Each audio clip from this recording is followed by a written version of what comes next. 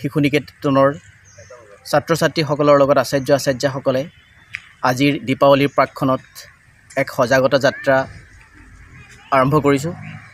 ইয়াৰ দ্বাৰা আমি বটদ্ৰৱাবাসীক লগতে ভাৰতবৰ্ষ সকলো নাগৰিককে সজাগ কৰিব বিচাৰিছোঁ।